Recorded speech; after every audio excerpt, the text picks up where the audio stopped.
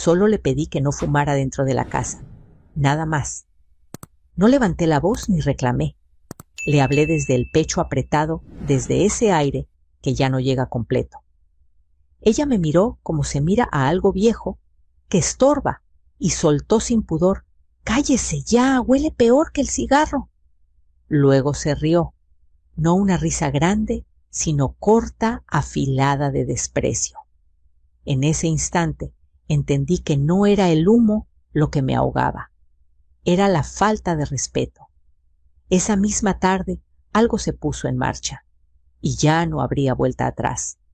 El humo se quedaba pegado a las cortinas como una mala memoria. Yo estaba sentada en el sillón de siempre, el de los brazos gastados, el que mi madre me dejó cuando se fue. Sentía los pulmones cerrarse poco a poco, como si alguien girara una llave invisible dentro de mi pecho. Aún así, hablé con cuidado. A mi edad, una aprende que el tono también es una forma de defensa. «Hijita», dije, «¿podrías fumar afuera? Me hace daño. Me falta el aire». No la miré de inmediato. Sabía que hacerlo podía encender algo peor. Carla no respondió enseguida. El silencio que siguió no fue de consideración, fue de cálculo. Cuando levanté la vista, ella estaba de pie, el cigarro entre los dedos, el mentón alzado, la boca torcida, en una mueca que no conocía la compasión. Otra vez con eso soltó: «Cállese ya, huele peor que el cigarro». La risa llegó después, seca, pequeña, como si celebrara una victoria. Mi hijo Javier estaba a unos pasos recargado en la pared. Lo miré esperando algo, un gesto, una palabra. Él suspiró. «Mamá, no empieces», murmuró. «Carla solo está fumando un rato». Ese solo me atravesó. No respondí. Me quedé quieta con la espalda recta y las manos juntas sobre el regazo, como me enseñó mi madre cuando la dignidad era lo único que no se negociaba. El humo seguía entrando. Yo también seguía ahí. Además, añadió Carla, exhalando despacio, «esta casa siempre huele raro». La palabra esta cayó pesada, como si yo fuera una invitada en mi propia vida. Me levanté con cuidado y abrí la ventana. El aire de la calle entró tímido, insuficiente. Aún así, me aferré a ese gesto mínimo como a un salvavidas. Miré la sala reflejada en el vidrio, la mesa que lijé con mis manos, el cuadro torcido de la Virgen, el reloj que mi padre arregló tantas veces. Todo estaba en su lugar, yo también. Y sin embargo, algo ya no encajaba. «Siempre tan dramática», dijo Carla detrás de mí. «Javier, dile algo». No me giré. Hay batallas que se pierden si se pelean con palabras. Caminé hacia el pasillo y mis ojos se detuvieron apenas un segundo en el mueble de nogal. Ahí guardo las carpetas, las escrituras, las copias, las precauciones que mi madre me enseñó a tener por si acaso. Sentí una claridad incómoda, como una luz que no pide permiso. «Voy a recostarme», dije. Me mareé. «Qué casualidad», respondió Carla. «Siempre te mareas cuando no te dan la razón». Entré a mi cuarto y cerré la puerta con cuidado. Me senté en la cama y respiré como pude, contando los segundos. Afuera la televisión seguía, la risa seguía. Yo dejé que el temblor pasara. Pensé en los inviernos en que comí menos para que Javier comiera más, en las noches de trabajo que terminaron con las manos abiertas, en la promesa que me hice cuando mi hijo dijo mamá por primera vez. Pensé también en algo más reciente, hacía unos días, después de notar movimientos raros en unos papeles y preguntas insistentes sobre la casa. Yo misma había pedido una verificación al notario. Un abogado de confianza me había dicho: «Si vuelven a presionarte, avísame». No lo hice por miedo, lo hice por previsión. Escuché voces en la sala. Bajé el volumen de mis pensamientos y dejé que el silencio hiciera su trabajo. Me levanté y fui al baño a mojarme la cara. En el espejo mis ojos no parecían más viejos, parecían despiertos. Me sequé con la toalla y apoyé la mano en la puerta. Teresa, me dije, hasta aquí. Salí al pasillo. Carla hablaba en voz baja, pero no lo suficiente. Esa casa debería ponerse a nombre de los dos, decía. Ya es hora. Tu mamá ya no puede con todo esto. No quise oír la respuesta de Javier. Caminé hacia la puerta principal y salí al porche. El aire fresco me golpeó la cara. Me apoyé en la baranda y respiré despacio. No era miedo lo que sentía. Era decisión. Saqué el teléfono y marqué a doña Lupita, la vecina de toda la vida. ¿Todo bien, comadre?, preguntó. Necesito que estés atenta hoy, le dije. Tal vez te pida un favor. Aquí estoy, respondió. Para eso estamos. Colgué y miré el reloj. No pensé en minutos exactos. Pensé en consecuencias. Detrás de mí, la puerta se abrió. ¿A dónde crees que vas?, preguntó Carla.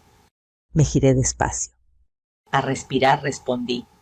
Y a recordar quién soy. Se rió. Aquí no mandan los recuerdos. La miré sin odio, sin rencor. Aquí manda la verdad, dije. Volví a entrar y pasé junto al mueble de nogal.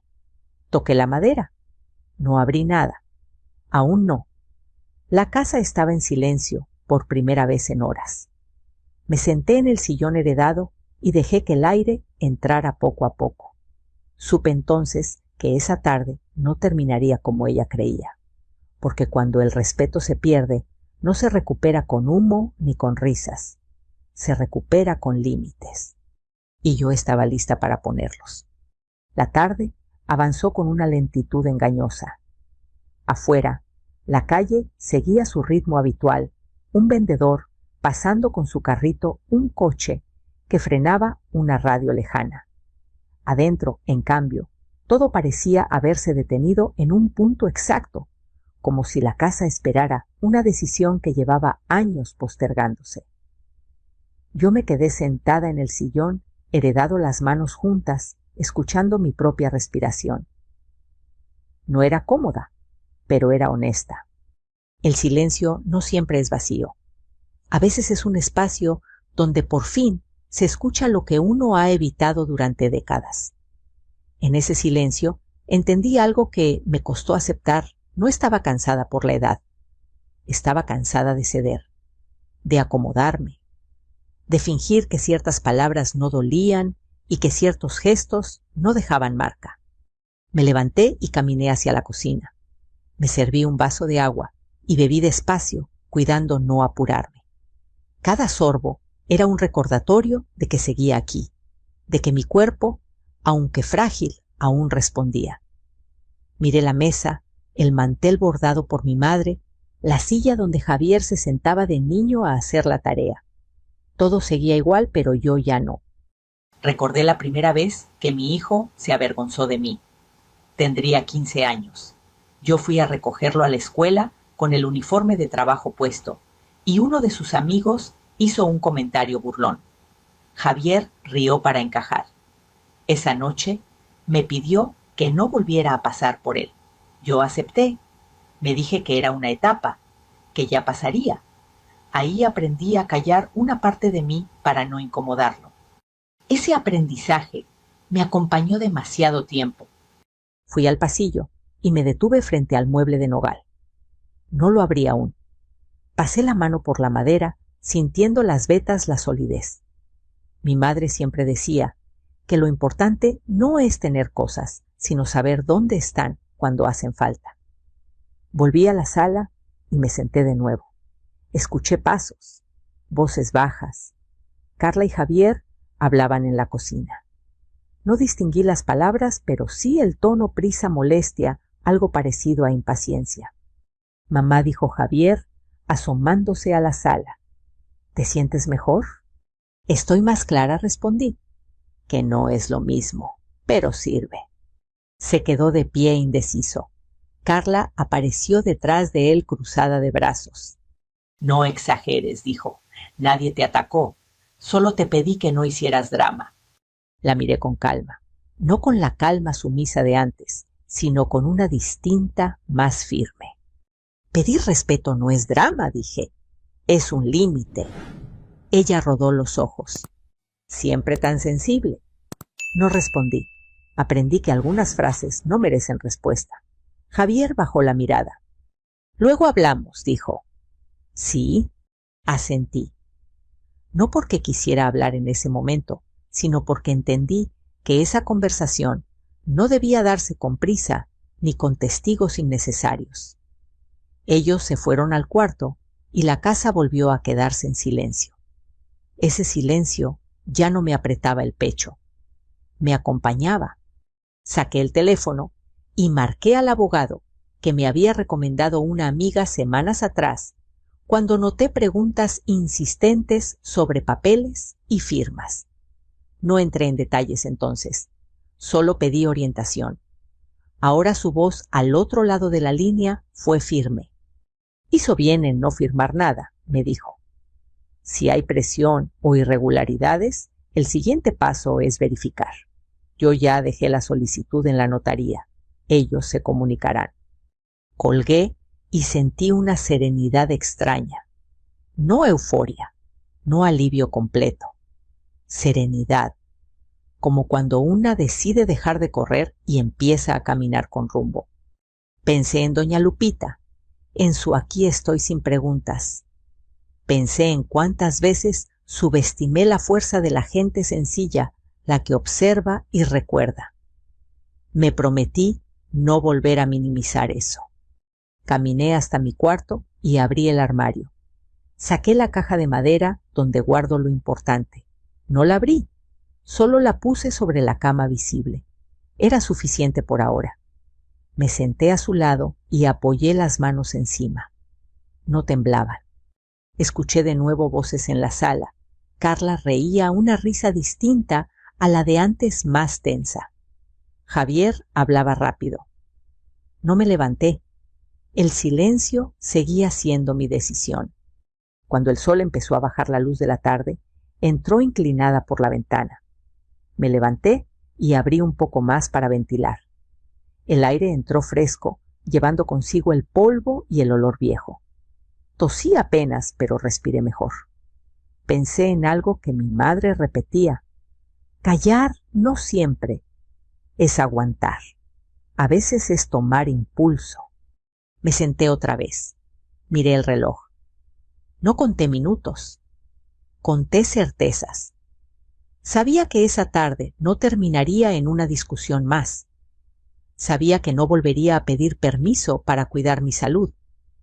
Sabía sobre todo que había dejado de confundir silencio con debilidad, porque el silencio, cuando nace de la conciencia, no es derrota, es preparación. La campana sonó cuando el sol ya empezaba a caer. No fue un timbrazo insistente, sino uno medido correcto, como de alguien que sabe esperar. Me levanté sin apuro. No sentí sobresalto. Había una serenidad nueva en mis movimientos, una que no conocía la prisa ni el miedo. Miré por la mirilla. Un hombre con portafolios y una mujer con gafete aguardaban en el porche. No eran vecinos, no eran amigos, eran exactos. Abrí. «¿La señora Teresa Ramírez?», preguntó el hombre con voz profesional. «Soy yo. Venimos de la notaría. Tenemos una cita de verificación de documentos solicitada por usted». Asentí y los invité a pasar. La mujer miró alrededor con discreción, como quien entra a un espacio que no le pertenece.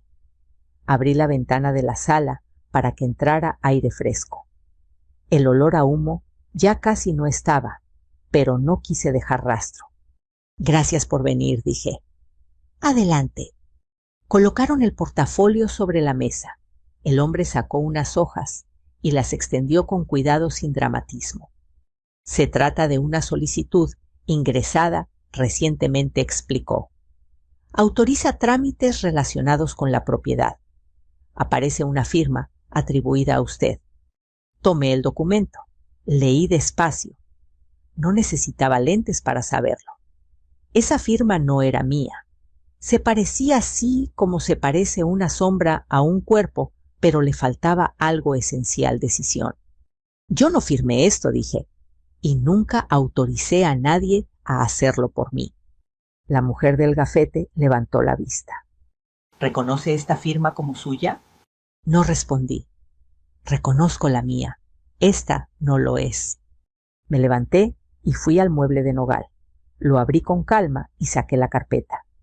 Coloqué sobre la mesa las escrituras originales, las copias certificadas y un par de documentos donde mi firma aparecía clara, constante, firme. El hombre comparó los trazos. No necesitó decir nada para que la gravedad se hiciera evidente. Entiendo, murmuró. Esto requiere un reporte.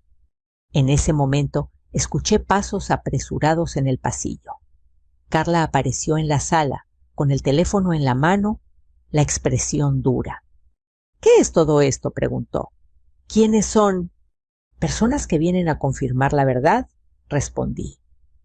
¿Mi verdad? Carla soltó una risa breve, tensa. Seguro es un error. Mi suegra se confunde con estas cosas. No me confundo, dije. Y no estoy sola. Javier entró detrás de ella. Miró los papeles, luego mi cara. Su desconcierto era real. Mamá. ¿Qué pasa? Escucha, le pedí. Nada más. El hombre de la notaría habló con voz neutra. Hay indicios de firma no autorizada en un trámite relacionado con esta propiedad.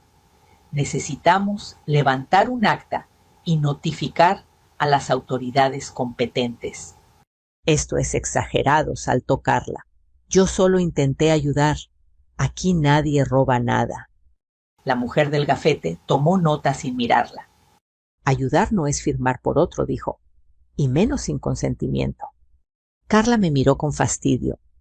¿Te das cuenta de lo que estás haciendo? La miré sin levantar la voz. Sí, respondí. Estoy cuidando mi casa. El ambiente se tensó.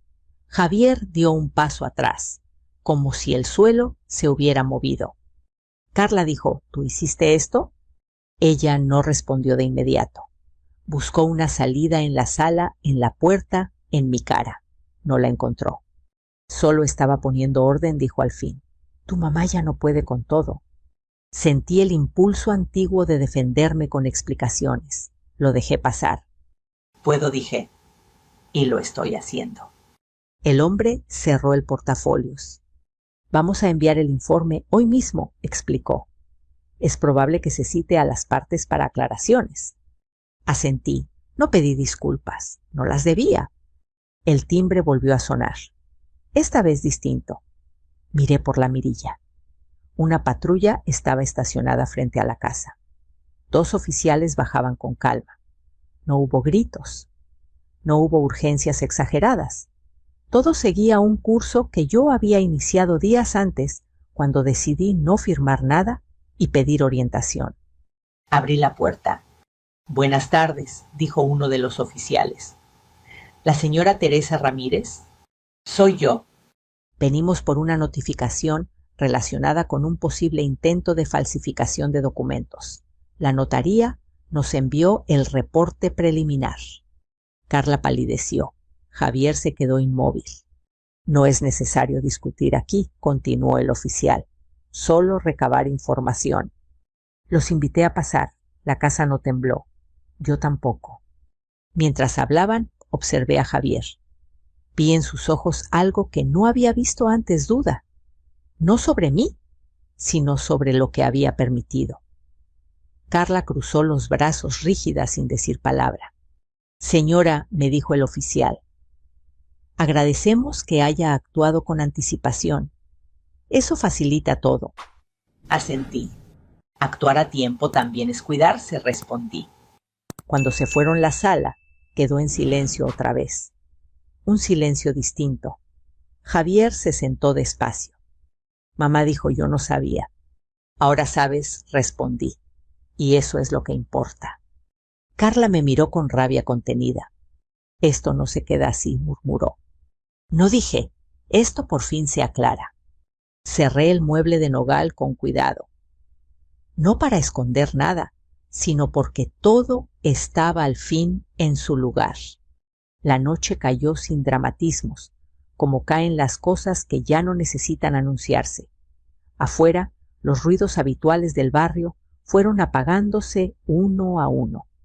Adentro, la sala parecía más amplia, no porque hubiera cambiado de tamaño, sino porque algo pesado había salido de ella.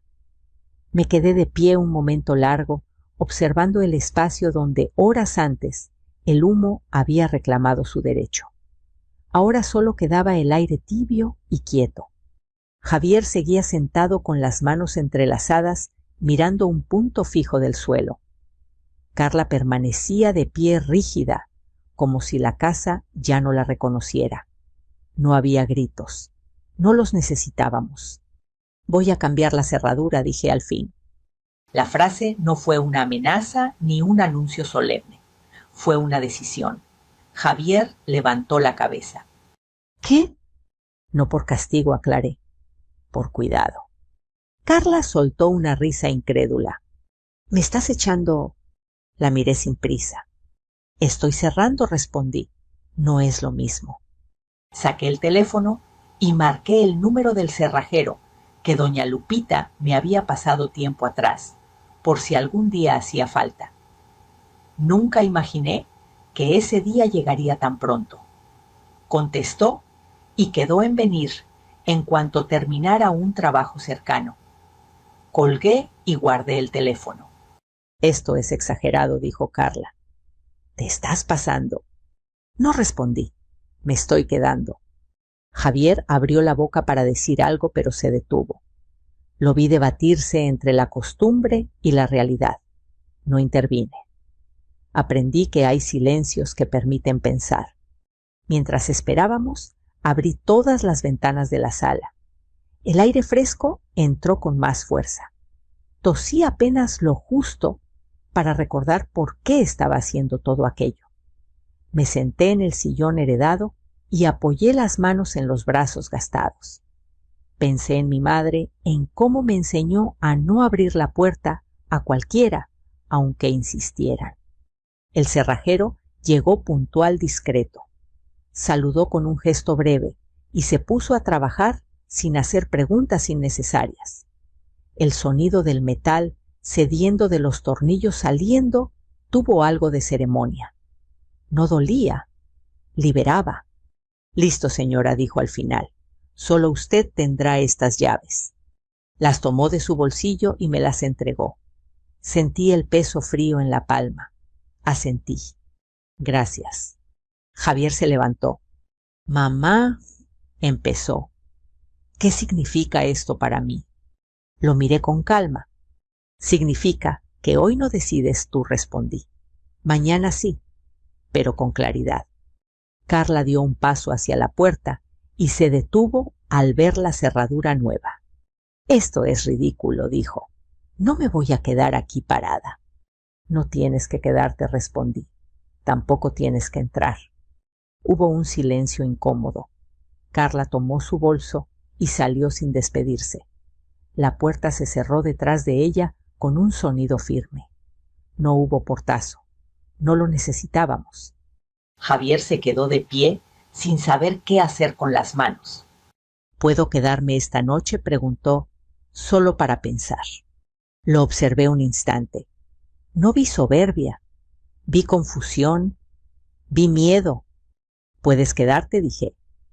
Pero mañana tendremos que hablar sin rodeos. Asintió y fue a su cuarto.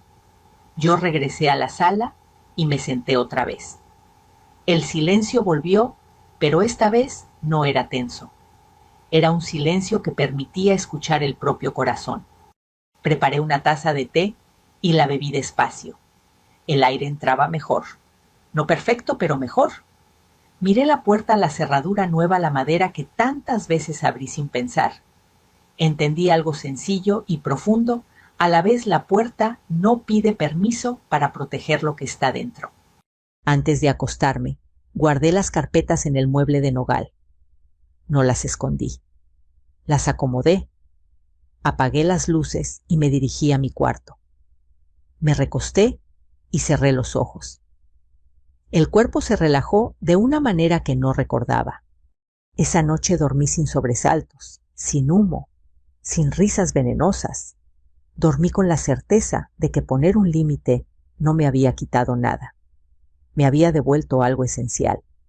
Y supe que a partir de ese momento, cada puerta que se cerrara en mi vida sería por elección, no por miedo.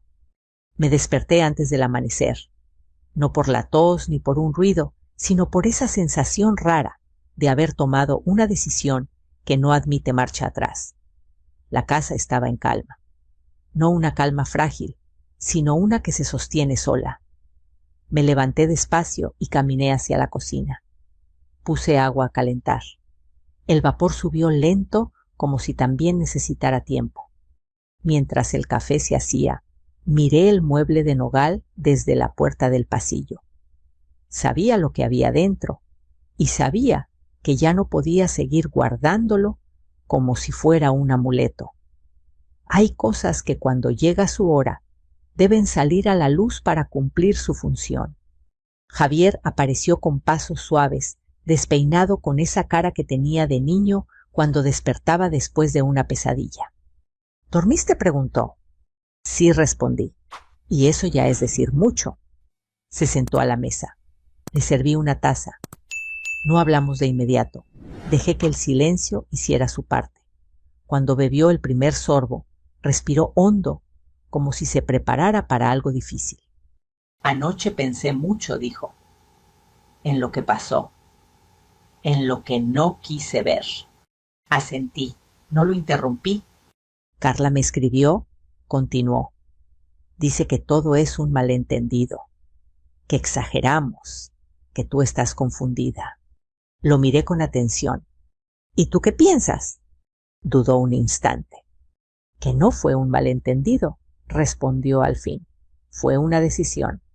Esa palabra me alivió. No porque resolviera nada, sino porque mostraba que algo se había movido. Me levanté y fui al mueble de nogal. Lo abrí con calma y saqué la carpeta azul. Debajo el sobre que mi madre me había entregado años atrás sin dramatismos, como quien pasa una llave sabiendo que algún día abrirá una puerta necesaria. Regresé a la mesa y coloqué el sobre frente a Javier. Esto es de tu abuela, dije. Nunca quise usarlo como argumento. Pero hoy ya no es un argumento, es contexto. Abrí el sobre y extendí el contenido, una copia del testamento, una carta corta, escrita con la letra firme de mi madre. Leí en voz alta sin prisa. Esta casa queda a nombre de Teresa, no para que se sienta poderosa, sino para que nunca vuelva a sentirse pequeña. Javier tragó saliva, no dijo nada, dejó que las palabras hicieran su trabajo. Tu abuela sabía, continué. Sabía que a veces la familia confunde cercanía con derecho. Por eso dejó todo claro. Él tomó los papeles y los miró con atención, como si recién entendiera el peso de las cosas simples. Carla preguntó muchas veces por esto, dijo, por las escrituras, por la posibilidad de ordenar la casa. Ordenar, repetí. Esa palabra se usa mucho cuando alguien quiere decidir por otro. Hubo un golpe suave en la puerta. Me levanté y abrí. Era doña Lupita, con una bolsa de pan recién hecho, y esa mirada, que no necesita permiso. Vine a ver cómo amaneciste, dijo, y a dejar esto por si no desayunaron. Gracias, comadre, respondí. Pasa. Se sentó con nosotros. No hizo preguntas innecesarias. Escuchó. A veces escuchar bien es la forma más alta de respeto. Anoche, dijo doña Lupita, vi salir a Carla con prisa. No parecía tranquila. No lo está, respondí. Porque la verdad no se puede fumar para que desaparezca. Javier sonrió apenas una sonrisa triste. Hay algo más, dije entonces. Y necesito que lo sepas. Ahora, no después. Saqué otro folder de la carpeta azul. Estados de cuenta. Avisos de cobro. Nada escandaloso a simple vista, todo muy ordenado, demasiado. Estos préstamos, expliqué, están a tu nombre. Javier los tomó confundido. Yo no pedí esto. Lo sé, dije. Por eso me preocupé cuando vi los movimientos. Por eso pedí asesoría. Y por eso la notaría vino ayer. La garantía que intentaron usar fue esta casa. El color se le fue del rostro. ¿Carla hizo esto? No respondí. Doña Lupita se persignó en silencio. Eso no es un error, dijo. Eso es un abuso. Javier apoyó los codos en la mesa y se cubrió la cara. No lloró fuerte. Se quedó así quieto, como si el cuerpo necesitara detenerse para entender. No quise ver, dijo al fin. Me decía que exagerabas, que era más fácil creer que tú estabas equivocada. Me acerqué y puse una mano sobre la mesa, no sobre él. Había aprendido que el consuelo no siempre es contacto. Ver duele, respondí, pero no ver destruye. El teléfono de Javier vibró. Carla. Esta vez contestó. Puso el altavoz sin darse cuenta. ¿Ya te calmó tu mamá?, se oyó. Diles que paren con esto. Es ridículo. No es ridículo, respondió él. Es serio, y tú lo sabes. No me hables así, dijo ella. Todo lo hice por nosotros. No, replicó Javier. Lo hiciste sin mí. Y contra mi mamá. Silencio al otro lado. Luego un tono frío. Entonces eliges a ella. Elijo la verdad, dijo Javier. Y eso incluye hacerme cargo de lo que permití. Colgó. El aire en la cocina se volvió liviano, como si algo hubiera salido por la ventana. Vendrán a citarte, le dije. No hoy quizá, pero vendrán. Yo no voy a esconder nada. Asintió. Tampoco yo. Doña Lupita se levantó. Me voy, dijo, pero aquí estoy si hace falta. Siempre hace falta, respondí. Cuando se fue, guardé el sobre azul de nuevo en la carpeta. No como quien oculta, sino como quien archiva algo cumplido. Miré a Javier. Hoy no vamos a resolverlo todo, dije, pero hoy dejamos de mentirnos. Asintió, y en ese gesto sencillo entendí que la verdad, cuando llega sin gritos, no necesita más fuerza que su propia claridad. La mañana avanzó con una claridad que no había tenido en días. No era optimismo, era precisión. La casa estaba ordenada, no porque todo estuviera resuelto, sino porque ya no había nada oculto. Javier se quedó en la cocina, revisando los papeles una vez más, como si necesitara confirmar que lo que veía era real. Yo lo observaba desde la puerta sin prisa, entendiendo que hay procesos que no se empujan, se acompañan. Van a llamarte, le dije. De la notaría primero, después de la oficina donde presenté la denuncia preventiva. Javier levantó la vista. ¿Denuncia? Sí, respondí. No contra ti, contra el uso de mi nombre sin consentimiento. Hice lo que correspondía. No hubo reproche en mi voz, tampoco disculpa. Había aprendido a decir las cosas sin inclinarme. Él asintió tragando saliva. Está bien, dijo. Lo enfrentaré. Ese lo era grande. No solo los trámites ni las explicaciones. Era la imagen que tenía de su matrimonio de sí mismo, de la comodidad que había elegido para no ver. Yo sabía que ese enfrentamiento no se resolvía en un día, pero también sabía que ya no era evitable. El teléfono sonó cerca del mediodía, un número que no conocía. Contesté. «¿Señora Teresa Ramírez?», preguntó una voz femenina. «Le hablamos de la notaría para confirmar disponibilidad. Necesitamos su presencia para ratificar documentos y continuar el proceso de verificación». «Estoy disponible», respondí. «Dígame cuándo». Acordamos una cita para el día siguiente. Colgué y miré a Javier. «Mañana voy», le dije. «No tienes que acompañarme». «Quiero ir», respondió. No para defender a nadie, para escuchar. Asentí. Esa palabra escuchar había tardado demasiado en aparecer en nuestra casa. Por la tarde, Javier recibió un mensaje de Carla. No lo leyó de inmediato. Dejó el teléfono sobre la mesa como si el aparato pesara más de lo normal. No sé qué decirle, admitió. Todo lo que escriba suena a excusa o a pelea. Entonces no digas nada, respondí. El silencio también puede ser un límite. Se quedó pensativo. Afuera, el barrio seguía su curso. Un niño pasó corriendo. Una vecina barrió la banqueta. La vida no se detiene para acomodarse a nuestras crisis. Nos empuja a resolverlas. Al caer la tarde, alguien tocó la puerta. Miré por la mirilla el mismo oficial que había venido el día anterior, acompañado de una mujer con carpeta. Abrí. «Buenas tardes, señora», dijo él.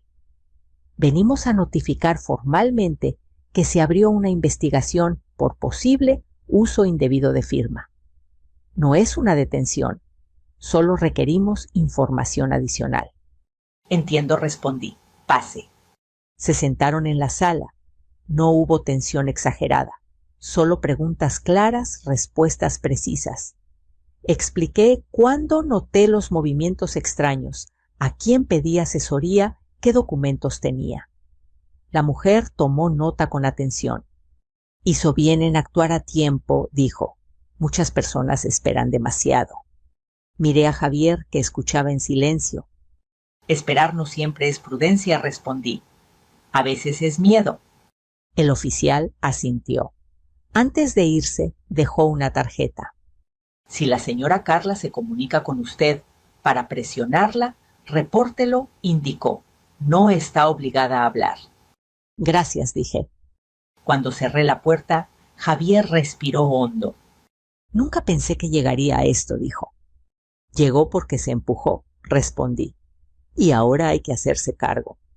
Esa noche preparamos una cena sencilla. Comimos sin televisión, sin teléfonos. No hablamos de Carla.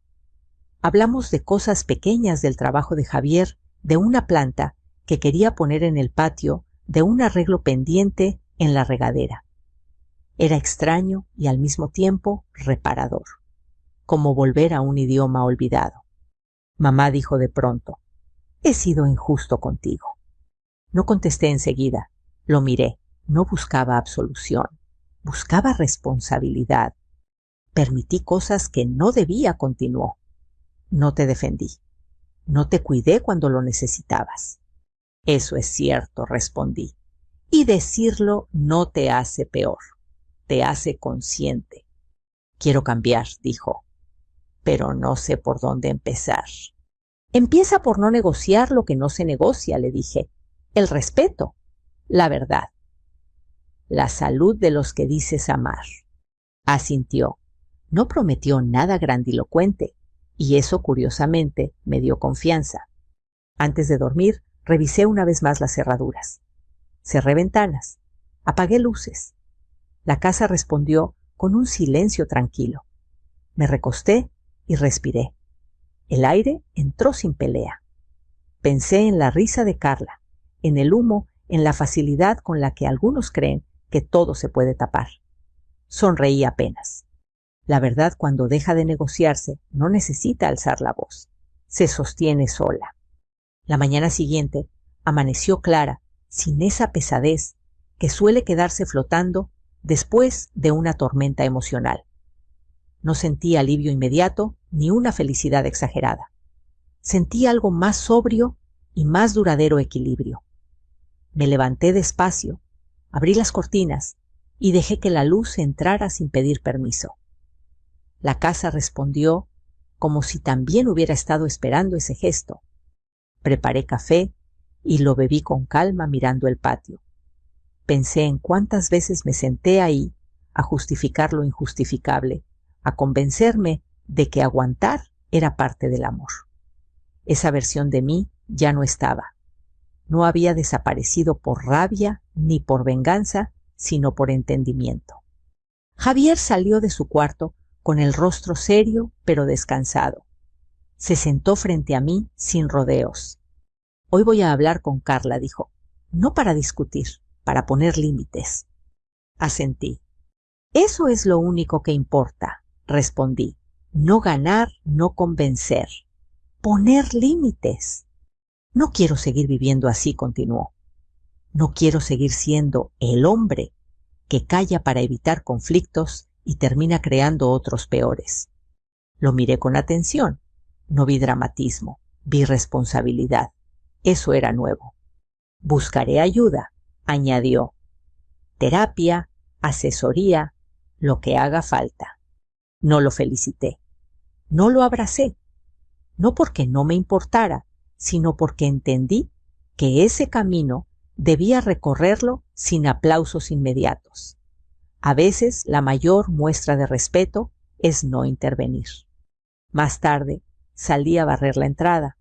Un gesto sencillo, casi doméstico, pero necesario. Doña Lupita pasó y se detuvo un momento. «Te ves distinta», dijo, más derecha. «Estoy igual», respondí. Solo dejé de inclinarme.